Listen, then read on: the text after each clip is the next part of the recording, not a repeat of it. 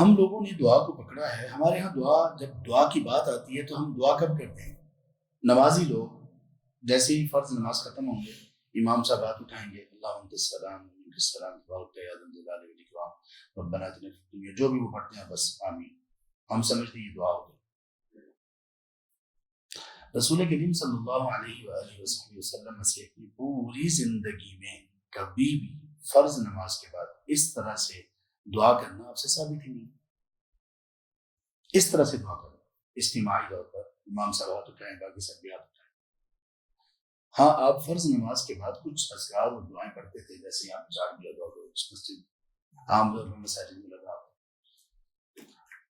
اچھا دیکھیں, اب یہ بات چونکہ نبی صلی اللہ علیہ وسلم سے ایسے ثابت نہیں ہے, تو جو ثابت ہے, جو آپ صلی اللہ علیہ وسلم کی عادت مبارکہ تھی, ہم نے وہ چھوڑ دیا, اور جو آپ نے نہیں کیا اس کو پکڑ لیا. تو اس سے نقصان ہوتا ہے. یہ محبت نہ ہو, محبت نہ ہو. آپ کو کیوں وہ طریقہ پسند نہیں ہے جو اللہ کے رسول صلی اللہ علیہ وسلم کا ہے؟ لوگ اس پر عام دلائل دیتے ہیں, نہیں جی دیکھیں دعا کے بارے میں کہا گیا کہ اللہ تعالیٰ ہاتھ پہ لائے ہوں تو اللہ خالی نہیں لوٹاتے, اور دعا اللہ تعالیٰ کو بڑی محبوب ہے, اور وغیرہ وغیرہ. جی جی ایسے ہی ہے, بالکل ایسے ہی ہے. مسئلہ یہ ہے کہ نماز کے بعد اس وقت دعا کیسے کرنی ہے. اگر تو رسول کریم صلی اللہ علیہ وسلم سے کوئی ایسی بات نہ ثابت ہوتی تو اور بات تھی.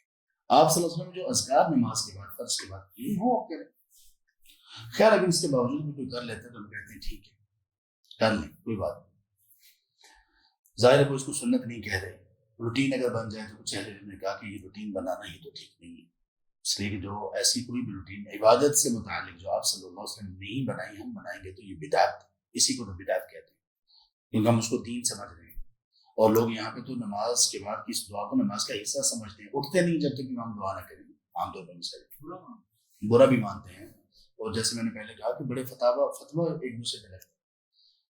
اس حدیث کو پہنچائیں لوگوں تک, مساجد میں لکھ کے لگائیں.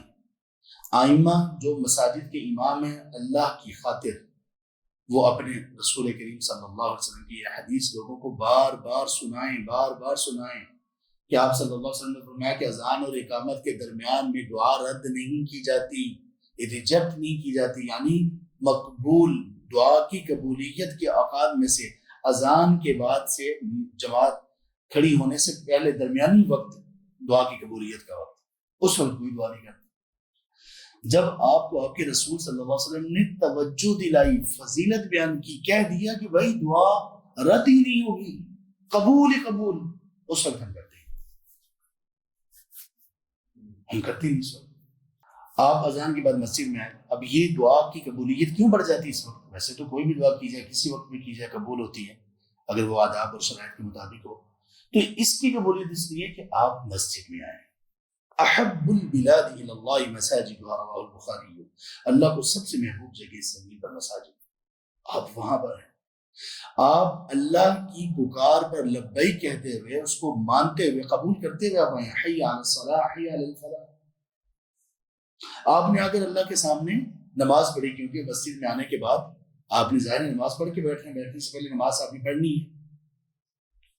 اگر اذان کے بعد آئیں تو کوئی بھی نماز ہے اس میں آپ کی سنتیں وغیرہ بھی آ جائیں گی, جیسے فجر کے بعد کی سنتیں ہیں, ظہر کے بعد کی سنتیں ہیں. عصر میں بھی آپ صلی اللہ علیہ وسلم سے 4 رکعت کا ذکر ہے, آپ نے رحمت کی دعا کی اس کے لیے جو 4 رکعت عصر سے پہلے پڑھے. مغرب کی جماعت سے پہلے 2 رکعت ہیں, اذان کے بعد جماعت سے پہلے. عشاء کی نماز اذان کے بعد آپ تحیۃ المسجد وغیرہ پڑھ لیں. اب آپ نماز کے انتظار میں, اور نماز کے انتظار میں رہنا یہ خود ایک بہت بڑی عبادت ہے جو اللہ کو بڑی محبوب ہے. آپ اللہ کی سب سے پسندیدہ جگہوں میں سے ایک جگہ پر ہیں, آپ سب سے پسندیدہ عمل کے لیے وہاں پر موجود ہیں, آپ سب سے بہترین اور پسندیدہ عمل کر چکے ہیں, اور آگے فرض میں سب سے بڑھ کر بہترین فرائض میں جو اللہ کو محبوب ہیں آپ ان پر عمل کرنے والے ہیں. آپ اللہ کے گھر میں, اللہ کے در پر, اللہ کے دربار میں بیٹھے ہوئے ہیں. ایک ماحول کتنا بنا ہوا, کتنی خیرات جمع. بندے یہاں پر کر اپنے رب سے دعا, اور خود اللہ سے باتیں کر, اور خود اللہ سے مانگ کیا چاہتا ہے. تو اللہ کے سامنے اپنے دل کو کھول دے, یہاں پر اللہ کے سامنے اپنی مشکلات کو بیان کر, اللہ کے سامنے اپنی عاجزی, انکساری, گناہ, سیاہیاں سب کچھ بیان کر. مانگ اللہ تعالیٰ سے، یہ تو مانگنے کا وقت ہے، جو مانگنا چاہتا ہے مانگ، جو مانگنا چاہتا ہے مانگ، یہ مانگنے کا وقت ہے، ہم نے اس کو ضائع کر. تو آپ صلی اللہ علیہ وسلم نے فرمایا کہ اذان اور اقامت کے درمیان میں دعا رد نہیں کی جاتی.